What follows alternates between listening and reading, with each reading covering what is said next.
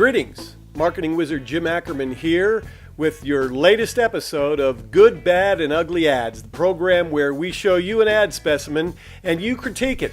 Tell us whether it's good, bad, or ugly from a marketing effectiveness point of view. Another way to say that, I suppose, would be from a sales point of view. And then in the next episode, I'll tell you what I thought of that ad and then give you another specimen to work on in the coming week. Well, our last ad specimen was not just one specimen, but two. I showed you two ads, both for my own product, my own workshop, and asked you to critique them for their effectiveness. Let's review by taking a look at those ads right now. This was the first. This was the second. Now, I realize when you first got a chance to look at these ads that they might be a little bit hard to read and you scrolled down and had to stop and those kinds of things. But let me ask you something. Right about now, what about the headline to this ad? Would that make you want to read more of the ad if you were in the target market? What about the overall layout, the skinny columns, the drop caps, the bullet points, and using the fingers to point out those bullet points? What about the crossheads, the use of the testimonials, the pictures? What about the guarantee? Is that compelling? Would it keep you reading? What about this ad by comparison? Notice the slight change in the headline, the addition of some good benefits right there in the subheadline. Does that make it more compelling? Does the open letter to business people drive you further into copy? What about the use of color in this particular version? You'll notice that this version has more color to it. You'll also notice that the layout is a little bit different. There's more use of graphics in it. And in particular, the call to action section at the end is a lot larger and probably better to understand. Personally, I like this version a lot better. I think the layout is much more compelling, easier to read, a lot more airiness to it, and will pull people through the copy a lot better than the first version. Although the first version isn't bad, a lot of the principles of good layout are at work in these ads. That doesn't mean they worked. Here's the dirty little secret. I have to give both of those ads a bad because they didn't work. We did not sell enough workshops to even hold the event.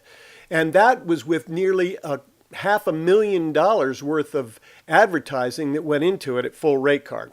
Let me give you this much background on the story. The local newspapers agreed to sponsor the event, and by doing so, they agreed to advertise it aggressively over a 2-month period of time prior to the event itself. They did so with these full-page ads almost on a daily basis, and neither one of them pulled hardly at all. So few registrations came in fact, that we went ahead and canceled the event. Now, I don't think that's entirely the ad's fault, but it's instructive from the perspective that there's only 2 or 3 things that could go wrong. Because it was heavily advertised in print, you have to look at the media and say, is print dead? At least newspapers. Is it now to the point where so few people are reading the newspapers on a daily basis that you question whether you should even use the newspapers? And I think there's some validity to that. The second question is, are the ads just terrible? Frankly, I don't think so. I think it's a very strong headline.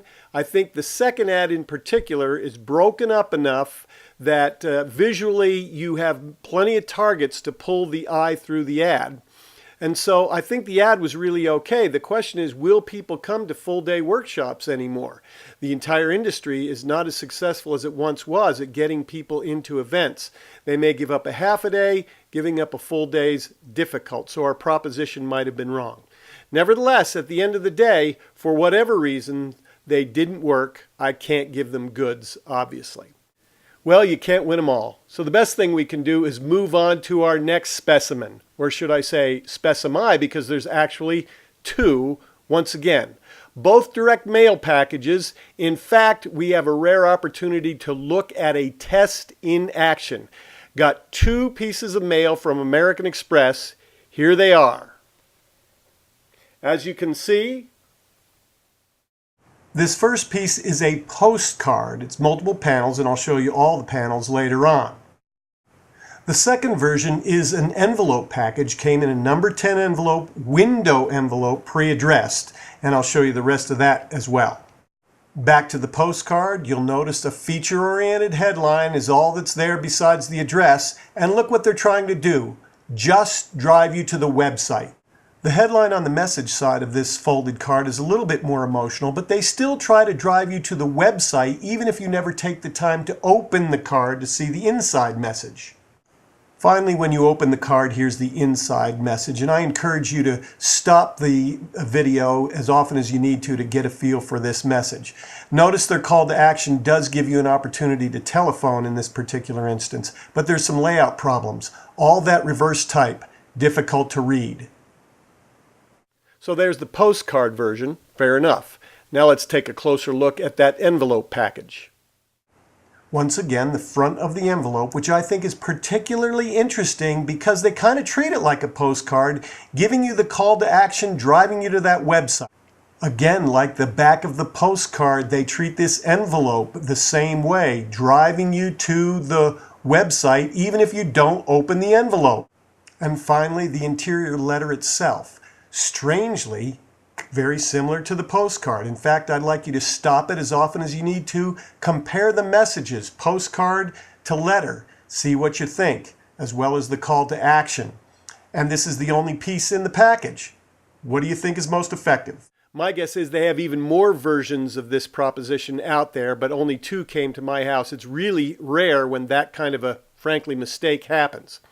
But at any rate, I want you to take a look at these, evaluate them in the coming week, and I'll be back in our next episode as we continue to genetically engineer your marketing for ever-increasing success. Don't forget to subscribe to the channel, leave your comments below, and share this channel with your friends. And don't forget, I also need you to send me those ad specimens so we have some common ground that we can work on together. Also, I'd love for you to comment on my new hairdo. Hey, what do you think? And I'll see you next time in the next episode of Good, Bad, and Ugly Ads.